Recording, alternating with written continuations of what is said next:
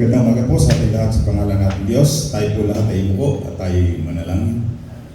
Muli o Diyos, kami po sa iyo ay tumutulog sa pamamagitan po ng panalangin nito na may pasasalamat, pagsamba at pananampalataya na ikaw o Diyos ang patuloy na tutugon sa bawat isa sa amin. Lalo tigit sa pagkakataon na ito na ikaw po ay magsasalita po sa bawat isa sa amin. Gamitin mo po ako o Diyos na mabisang instrumento sa pagpapahayag ng iyong salita. Ikaw po ang patuloy o Diyos na magpakahayag sa aming kalagitnaan. Mangusap ka po sa bawat isa sa amin at hayaan po na ang puso at isipan ng bawat isa sa amin ay maging mabuting sisitlan na tatanggap ng mga pagpapalang inilalaan mo sa bawat isa sa amin. Hindi namin hinahayaan na kaaway gambalain kami sa pamagitan ng mga alalahanin ng mga bagay sa aming paligid, kundi bagos ang matagumpay na pagpapahayag, pag-unawa, pagtanggap at pagsasakbayan ng iyong mga salita ang maranasan po ng bawat sa amin sa pangalan po ng aming Panginoong Hesus. Amen. Muli palakpakan po natin ating Diyos. Hallelujah. Magandang umaga po muli sa ating lahat. Siyempre po, lagi pong binabanggit ng inyong lingkod ay patuloy na tayo po lahat ay nasa mabuting kalalagayan. Ano po? Sa mga kapatid natin, mga kaibigan, mga kakilala na makakapanood ng pagpapahayag nito sa mga ibang panahon, ang dalangin ng inyong lingkod ay patuloy din kayo na nasa mabuting kalalagayan, both physically and spiritually. Kaya sa umagang ito, muli ang kalooban ng Diyos ay patuloy na nais niyang ipahayag sa pamagitan ng mensahe ngayong umaga. By the way, ang ating pong ginagawa na tayo po ay nagre-record ng ating mga pagpapahayag. Ito po ay upang sa dumating yung pagkakataon na nais natin na muli ay makita o marinig yung mensahe, ay madali natin itong mauulit dahil nga po ito ay recorded at ito naman ay pinopost natin sa ating YouTube at saka sa ating Facebook. Kaya ito po ang layunin.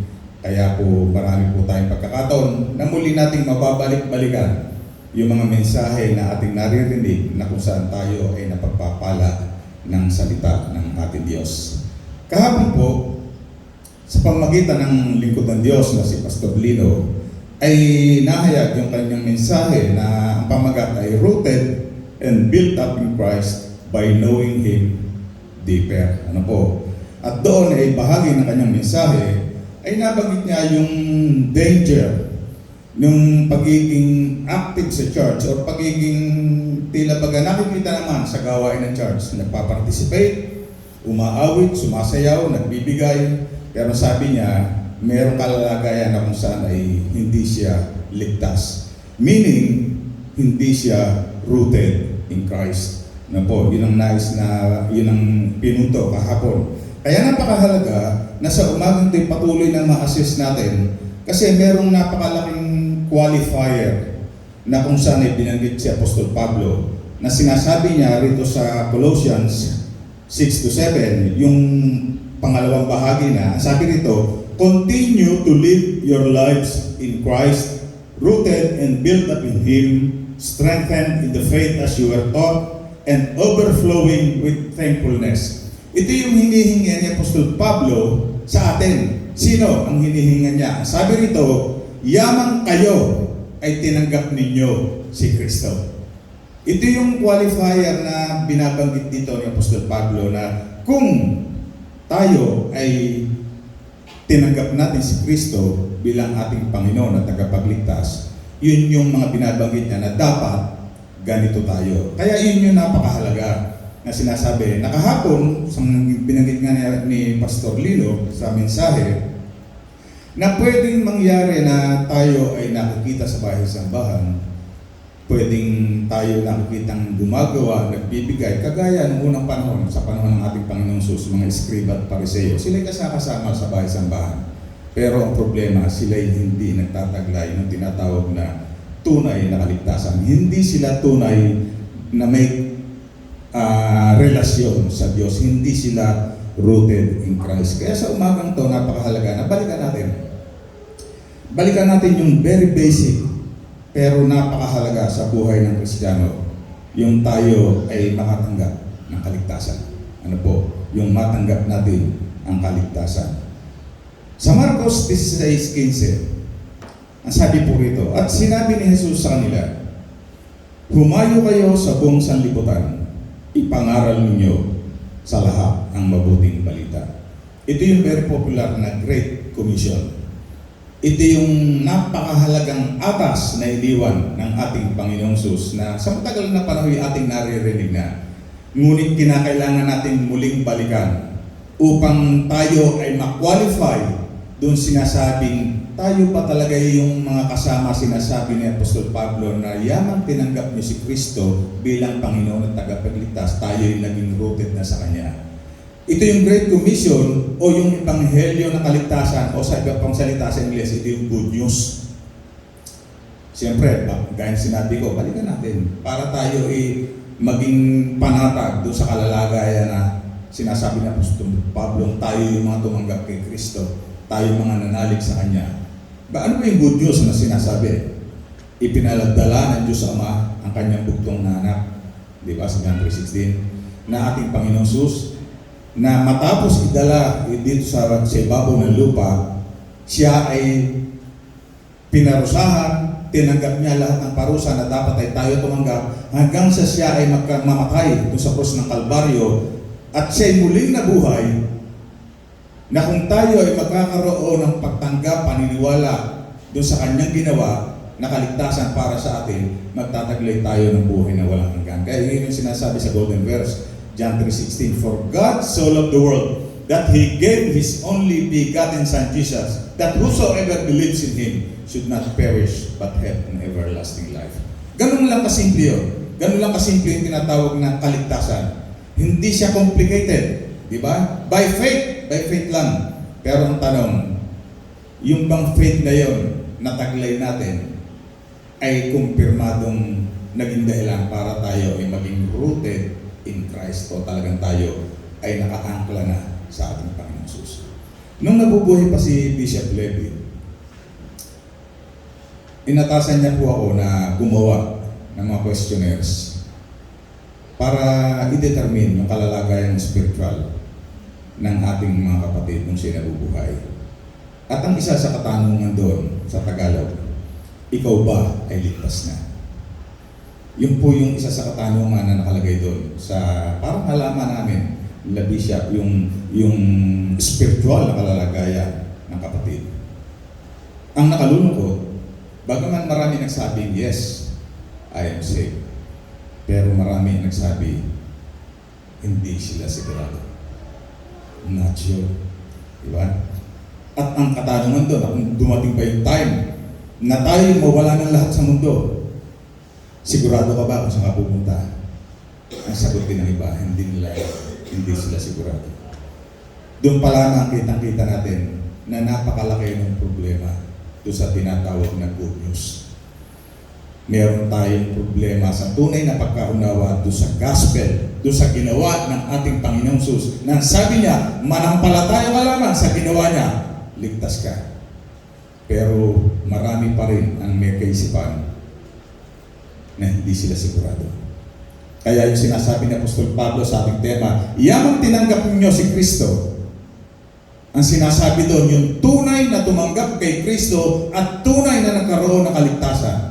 Kaya sabi rito, dapat mamuhay tayong lagi na nakaayon kay Kristo. Ang ebanghelyo ng kaligtasan o yung mensahe, yung aral, yung katuruan ng salvation, ito yung pinaka-importante. Kasi bakit? Ito yung naging dahilan sa ayon sa Juan 1:12. Dahil sa ating pananalig at pagtanggap kay Kristo, tayo na bilang ng mga anak niya. Iyon yung naging dahilan kaya tayo ay naging rooted in Christ.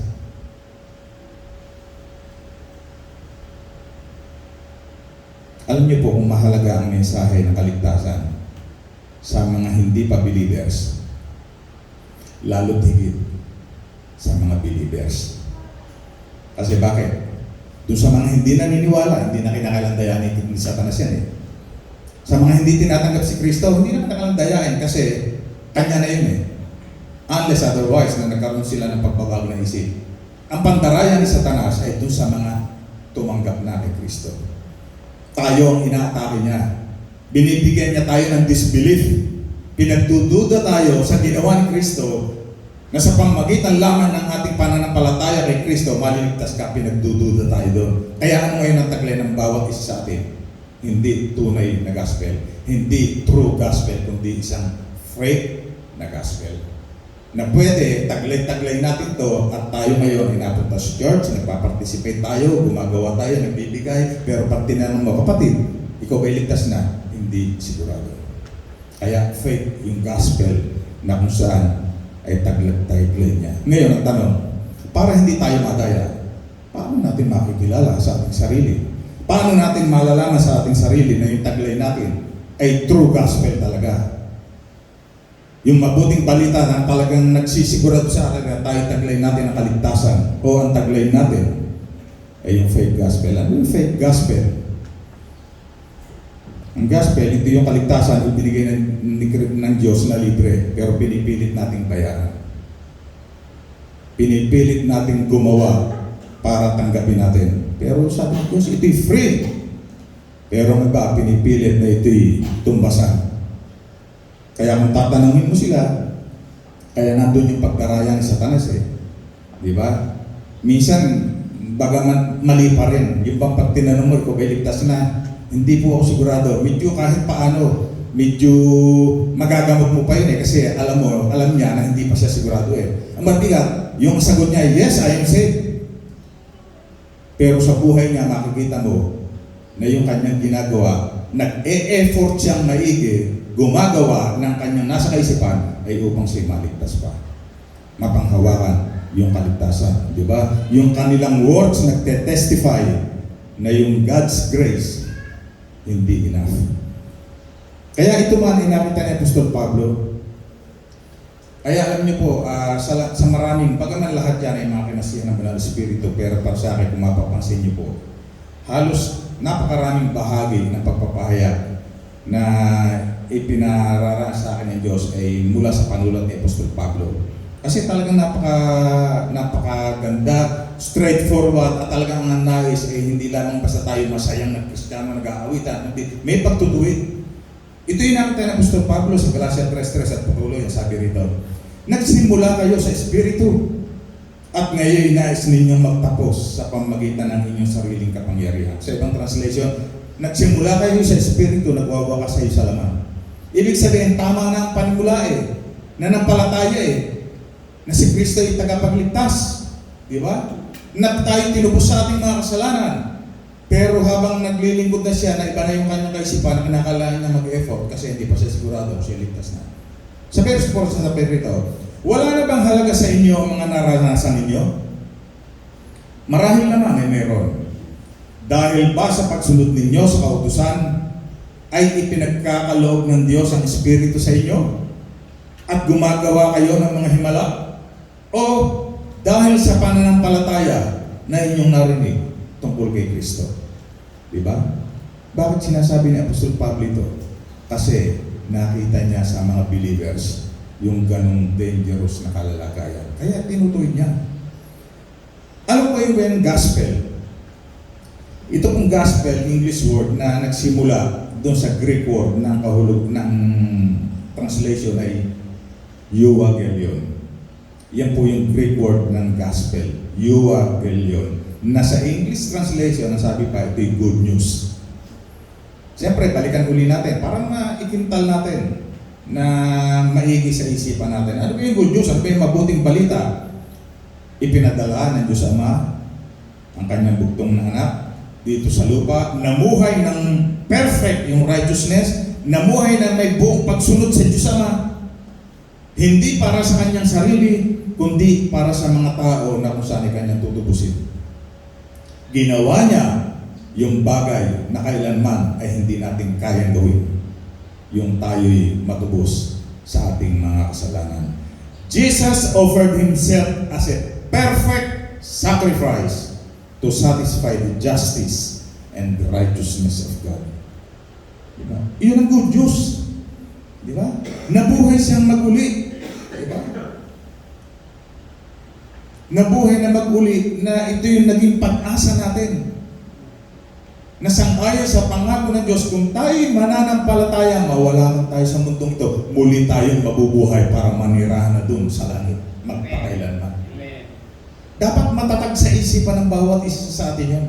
Huwag maging tulad tayo ng sinasabi ng Apostol Pablo na kanyang kinausap sa mga Roma, sa mga Galacia, sa mga Colosas. Kasi ba't niya sinasabi? Kasi ang kalalagayan, tila baga mayroong fake gospel na taglay ang mga believers noon.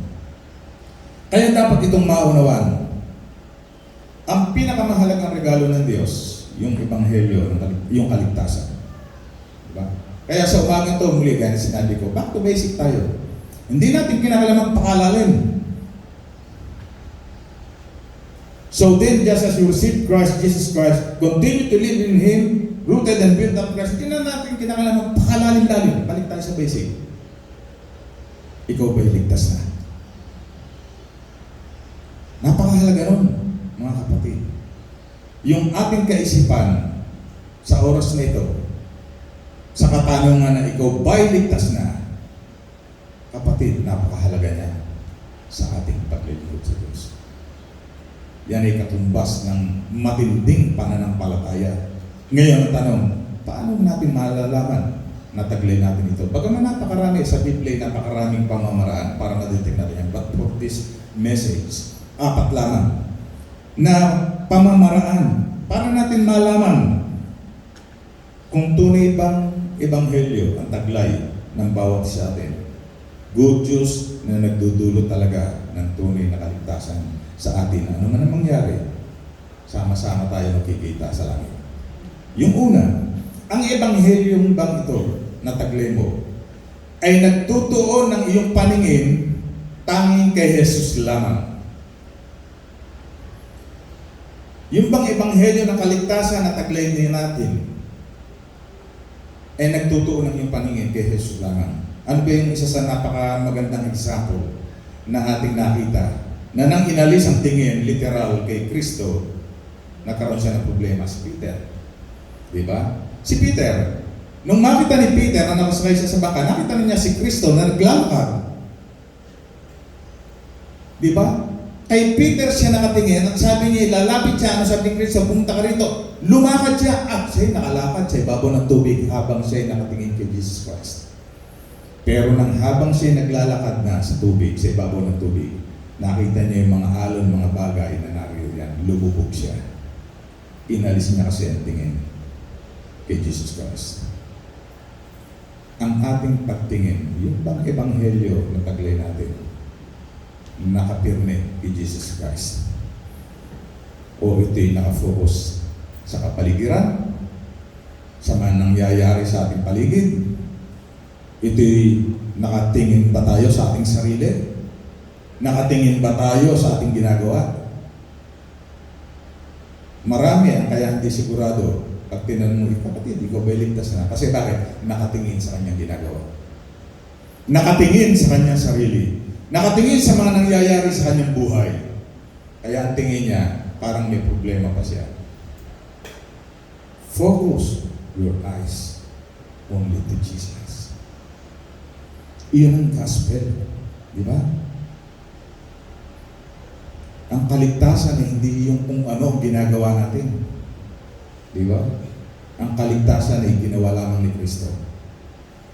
At ang isa sa proof na lagi natin binabanggit na hindi kasama rito, pero ang isa sa major proof na taglay natin ang kaligtasan, gumagawa na tayo ngayon ng mabuti. Diba? Yun ang lagi natin binabanggit. Hindi tayo kaya gumagawa ng maganda, ng mabuti para tayo maligtas. Kapatid, hindi ganon. Sa sarili mo pa rin yun. Kaya tayo gumagawa ng mabuti kasi naligtas tayo. Para bagang ganito yan, simple. Kaya ka nagsasalita ng Tagalog kasi Pilipino ka. Ganun lang.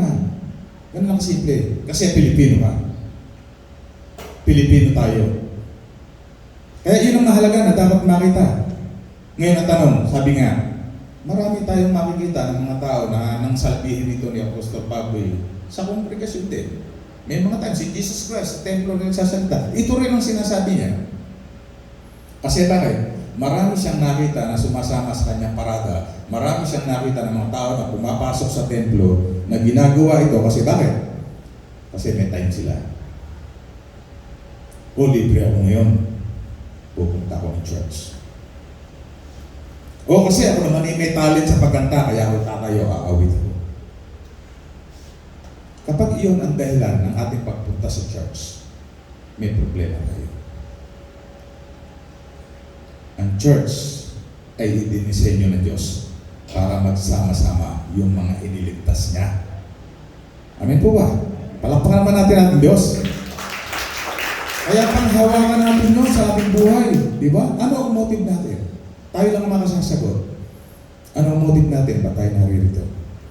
Pwedeng sa first time, inimbitahan tayo. Di ba? Pwedeng nangyari, nagkagalit, halimbawa mag-asawa, nagkasundo, dahil para pag-ano sila, mag-church tayo. Di ba? Ano ang motibo natin? Di ba? Dapat maliwanag na maliwanag sa atin yung ang fake gospel nakaukol sa mga nasa paligid. Kapag ang tingin mo sa kapatid ay katitisuran, fake gospel ang iyong tagumpay. Dapat nakita natin yun. Ang true gospel, laging sa Diyos nakatingin. Laging sa Diyos ang pinapapurihan. Hindi tumatayo, hindi gumagawa para siya ipapurihan, kundi gumagawa, tumatayo upang mapapurihan ng Diyos. Kaya lahat ng yun ang binabanggit natin sa prayer, di ba? Panginoon, sa bawat pagtayo ng mga gaganap, ikaw ang mapapurihan. Di ba? Iyan ang yan ang gawa ng kaaway Yung ikay bibigyan ng masarap na pakiramdam, na pinapupurihan ka, nakukuha ang glory. Danger yun. Di ba? Mahalaga na dapat makita na yun. Kaya kanina yung tanong ko, yung patungkol sa binanggit kanina na binanggit din ni Pastor Rino kahapon, yung assurance of salvation. Bakit pa sila hindi sigurado na sila ligtas na? Kasi nga, ayon sa mga binanggit ko, nakatingin sila o ibinabase nila ang kanilang buhay spiritual doon sa mga nangyayari at sa mga ginagawa nila, hindi sa ginawa ni Kristo.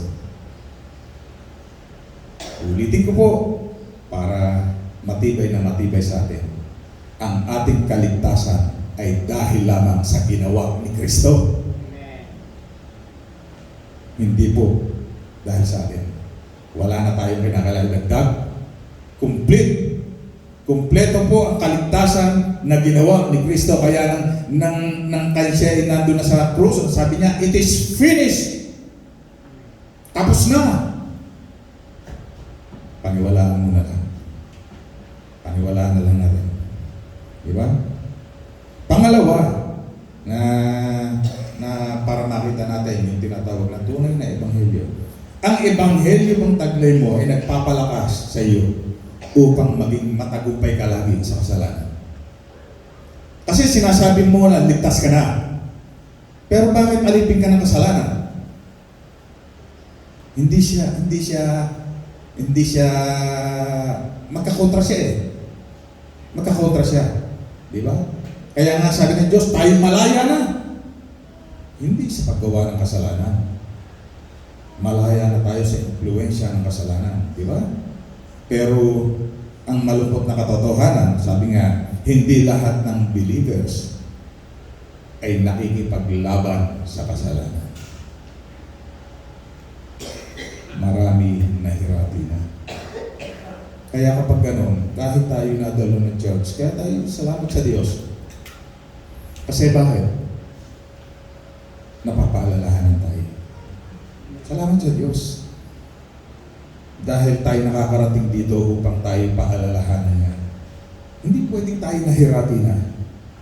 Na para bagang walang ka-effort si Satan na tayo ay tuksuhin. Di ba? Kasi saglit lang na makita, laglag agad tayo. Di ba? Walang effort.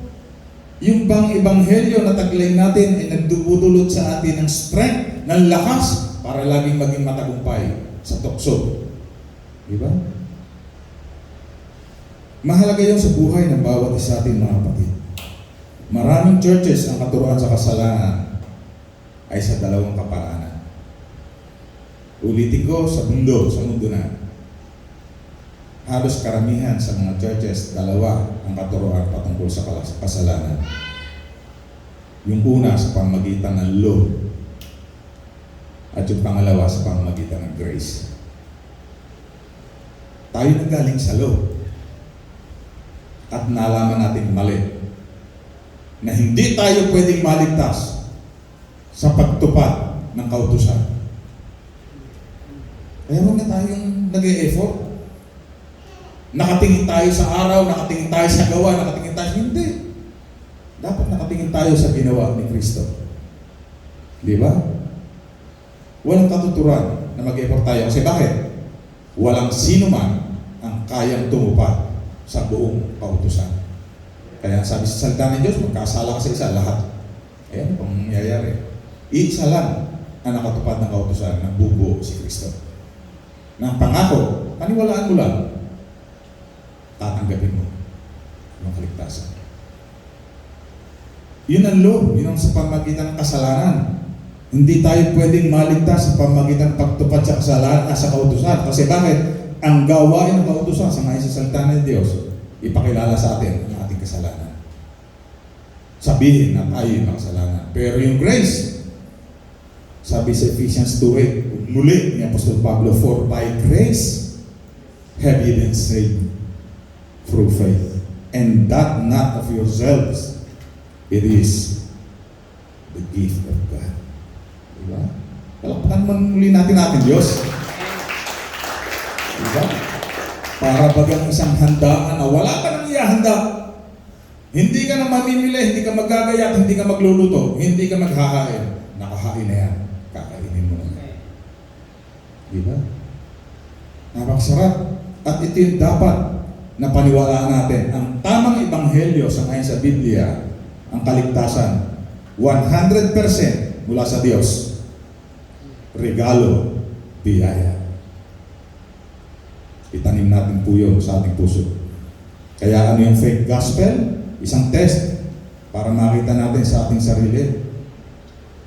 Tayo may guilty feeling pa rin sa mga kasalanan na sinasabi ng salita ng Diyos. Kung kayo humingi ng tawad, nilinis ka na. Simputi ng niebe. Bakit nagigilty ka pa? Kasi bakit? Ang paniwala mo, hindi ka pa malinis. Hindi pa nangyayari yung true gospel sa atin. Diba? Hindi pa nangyayari. Kaya kapag ganun pa rin ang feeling natin, hindi ako makadalo kasi pakiramdam ko, ako yung nagkasala, ako yung nakasala. Ano sabi pag tayo nagkakasala? Humingi tayong tawad sa Diyos. At kapag tayo humingi ng tawad genuinely,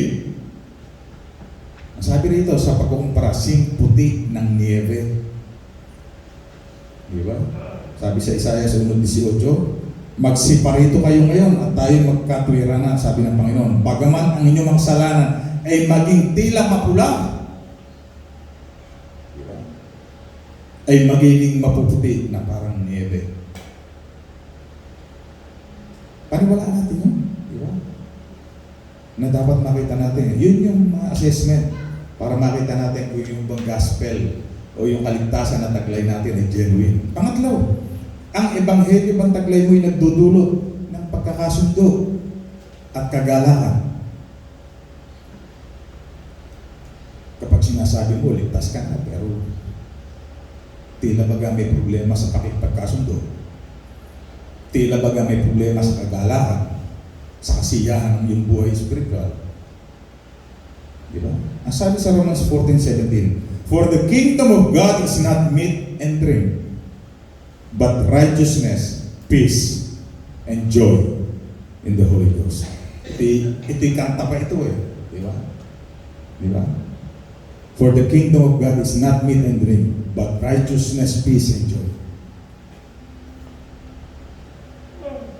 Yung bang ebanghelyo na kaligtasan na taglay mo kapatid, ay meron nito. Diba? Nagdudulot ng kapayapaan. Ikaw ay payapa.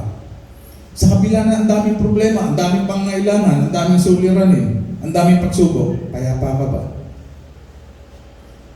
Kasi kapag hindi tayo payapa sa mga bagay na yan, ibig sabihin, wala sa atin ng Holy Spirit. nakatunayan na tayo tumanggap kay Kristo. Kaya binigay niya yung Holy Spirit sa atin. Na yung Holy Spirit na namumunga sa atin ay nagbubunga ng righteousness, peace, and joy. Diba? Kaya dapat nakita natin yun. Ang daling i-assess di ba? Ang daling i-assess. Pero nawawala kagalakan natin, malungkot tayo kapag may problema sa kakainin. May problema sa dadamitin. Diba? Ang dami natin problema. Hindi naman mawawala yan. Pero dapat yung joy naririyan. Kapahayagan. True gospel. Taglay natin. Diba? True gospel. Panghuli, pang-apat, ang sabi rito, ang ebanghelyo ng taglay mo ay nagpapalaya sa iyo mula sa pagkalipin. Bagaman kanina nagpahapyaw na tayo yung pag-iing haligi ng kasalanan. Pero ang tanong pa rin, specifically dito sa number 4. Nagpapalaya ba sa iyo mula sa pagkalipin yung ebanghelyo, yung kaligtasan taglay mo? Mga kapatid, ang tunay na ebanghelyo, nagpapalaya. Pinalaya na tayo sa pagiging dating laging magagalitin. Pinalaya na tayo sa masamang ugali. Ang tunay na ebanghelyo, pinalaya na tayo sa dati nating pagkatao. Tingnan natin mga kapatid, kung hindi natin ito nakikita o namimiss natin, lakaran natin ito. Kaya ibinibigay sa atin ang mensahe para makita natin at lakaran natin. Totoo, pinakamahirap na yung dati nating ugali ay mawala sa atin. Pero madali yan kapag si Kristo ang naghari na sa ating buhay. Ganun lang kasimple yan. Kapag hindi pa rin natin maalis sa ating sarili yung pagiging hindi mapagpatawad, yung pagiging magagalitin, hindi si Kristo ang naghahari sa ating buhay. Kasi si Kristo ay pag-ibig. Si Kristo yung mapagpatawad. Diba? Kaya kapag meron pa rin ito sa ating buhay, tingnan natin mga kapatid, magkaroon tayo ng pagkatuto, kaya sinasabi ito ni Apostol Pablo. Diba? Ang mga taong naniniwala sa grace plus work, may problema pa talaga. Alipin pa ng kasalanan. Alipin ng maling ebanghelyo. Sa Galatia 1:6-7, sabi muli ni Apostol Pablo, nagtataka ako kung bakit kay dalinin yung talikdan ang Diyos na tumawag sa inyo sa pamamagitan ng pag-ibig at bumaling kayo sa ibang mabuting balita. May tinutukoy dito ibang mabuting balita. Isa lang naman ang mabuting balita. Di yung ibang mabuting balitang tinutukoy niya. Fake gospel yun. Sa verse 7, sabi dito, ang totoo, walang ibang mabuting balita lamang. May mga nanliligalig sa inyo at nagsisikap na baguhin ang mabuting balita tungkol kay Kristo.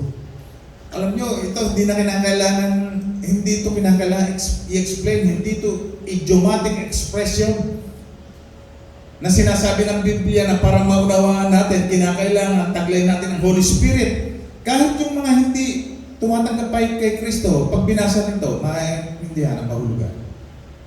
Napakaganda, napakaliwanag, di ba?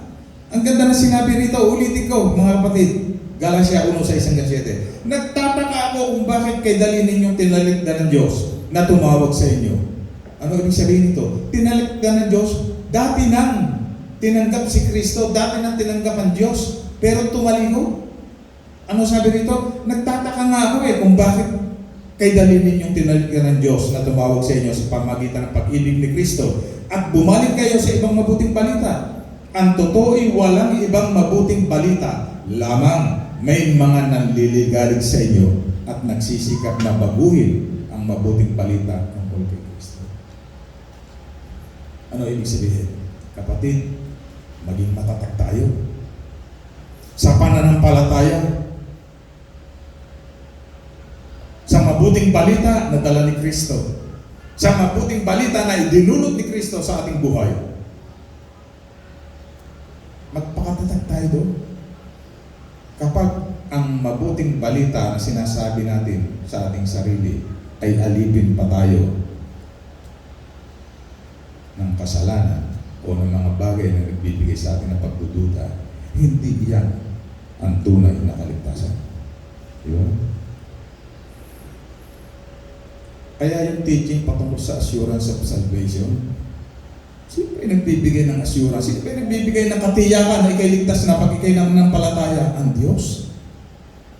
Diba? Sabi natin, nananampalataya tayo sa Diyos. Pero bakit hindi natin pinaniniwalaan yung sinasabi niya? Kapag nananampalataya tayo, tinanggap natin si Kristo na tunay sa ating puso, tayo ligtas. Paniwalaan natin yun, mga kapatid. Napakahalaga nun. Sa Galatia 3:5, ang sabi rito, binanggit ko na ilang bahagi nito, pero nais ko nabuuin. Medyo, alam mo si Apostol Pablo, direct to the point. Sabi niya rito sa verse 3, napakahangal ninyo. Nagsimula kayo sa Espiritu at ngayon nagwawakas sa laman. Wala na bang halaga sa inyo ang naging karanasan ninyo? Marahil naman ay meron. Bakit ba'y pinagkaloob sa inyo ang Diyos ng Espiritu? Bakit pa siya gumagawa ng mga himala? Dahil ba sa inyong mga gawa? Sa kautusan? O dahil sa inyong pananiwala sa mabuting balita? Kapatid, i-personalize natin. Alin o ano ang iyong paniniwala? Ano ang ating paniniwala? Ang kautusan ay nagtuturo sa atin ng dalawang bagay. Di ba nakalagay sa 10 utos yung mga kautusan, mga bagay? Ano yung tinutukoy doon? Pag-ibig sa Diyos at pag-ibig sa kapwa. Kaya nauwi sa dalawa yun eh. Pag-ibig sa Diyos at pag-ibig sa kapwa. Sabi, ibigin mo ang Diyos, ibigin mo yung kapwa. Pero yung dalawang bagay na yun, yung pinagagawa sa atin, yan ay mga gawa. Na ibig sabihin, na kailangan ba natin gumawa para tayo maligtas? Kinakailangan ba natin umibig para tayo maligtas? Kapatid, nang ibigin tayo ng Diyos at tayo nananampalataya, naligtas na tayo. Yung ating pag-ibig sa kapwa at sa Diyos, muli, yan ay katunayan, genuine, ang gospel na taglay natin. Huwag tayo makumplikit doon. Ulitin ko, sabi ni Apostol Pablo sa Efeso 2:8-9, sapagkat sa biyaya kayo naligtas sa pamamagitan ng pananampalataya, at ito'y hindi sa pamamagitan ng inyong sarili. Ito ay kaloob ng Diyos, hindi sa pamamagitan ng ating mga gawa, upang ang sino man ay huwag magmalaki. Sa umagang to, napakahalaga. Basic. Pero laging napapanahon ang mensahe. Sabi rito, dapat ang ating pananalig sa Diyos walang bahid, walang pagdududa. Kumpleto na ang ginawa ng Diyos na pagliligtas. Ang kailangan lamang paniwalaan natin at tanggapin natin sa ating buhay. Tandaan natin, ang lahat ay sa biyaya lang ng Diyos. Sa grace of God, paniwalaan natin, mamuhay tayo sa pananampalataya, yung pananampalatayang hindi patay na nakikita sa ating mga ginagawa. Ulitin ko, huwag nating pagdudahan yung kakumpletuhan ng Ebanghelyo ginawa o yung kaligtasan ginawa ng ating Diyos. Sa Galatia 2:20, huling talata, ang sabi rito, i-claim natin, tayo to, individual. Ako'y napako sa krus, nakasama ni Kristo. Hindi na ako nabubuhay, kundi si Kristo ang nabubuhay sa akin. At ang buhay na ikinabubuhay ko ngayon sa laman, ay ikinabubuhay ko na sa pananampalataya. Ang pananampalataya na ito ay sa anak ng Diyos, na sa akin ay umibig at binigay ang kanyang sarili dahil sa akin. Uulitin ko, mga kapatid, uulitin ko. Repeat after me. Para maging personalized. Yung aking sasabihin, ulitin niyo sa Galatia 2:20. Sabi rito, ako'y napako sa krus. Ulitin po natin, ako'y napako sa krus. Nakasama ni Kristo. At hindi na ako ang nabubuhay, kundi si Kristo na nabubuhay sa akin. At ang buhay na ikinabubuhay ko ngayon ay ikinabubuhay ko sa pananampalataya. Ang pananampalataya na ito'y sa anak ng Diyos na sa akin ay umibig at ibinigay ang kanyang sarili dahil sa akin. Palakpakan natin Diyos, isang matatag na pananampalataya, matibay na pananampalataya na tayo'y tumanggap na ng kaligtasan mula sa Diyos. Iyan ang mabuting balita. Tayo po tayo manalangin. Aming amang dakila at makapangyarihan sa lahat. O Diyos, maraming salamat po sa napakahalagang muli paalaala mo sa amin na ang kaligtasan ay dahil sa iyo. Ikaw ang nagdulot nito sa amin. O Diyos, salamat po sapagkat sa pamamagitan ng aming matibay na pananampalataya sa iyo, sa iyong ginawa, tinanggap namin ang kaligtasan ito. At sa patnubay ng Banal na Espiritu na nasa amin na ngayon, nagagawa na namin ang mga bagay na nais mo na ibigin ang aming kapwa at ibigin ka namin. Sa umagang to, Diyos, ang lagi po naming dalangin, tulungan mo po kami na naging matagumpay sa pakipaglaban sa buhay nito. Maging matatag kami sa pananampalataya, sa paniniwala na kami iyong niligtas na. Salamat po, O Diyos, sa kaligtasan dulot mo sa buhay ng bawat sa amin. Maraming salamat sa iyong ginawa para sa amin. Sa iyo lahat ng papuri, pagluwalhati, pasalamat. Sa pangalan po ng aming Panginoong Sus. Amen. Muli palakpakan natin Diyos. Tayo lahat ito ngayon. Purihin ng Diyos.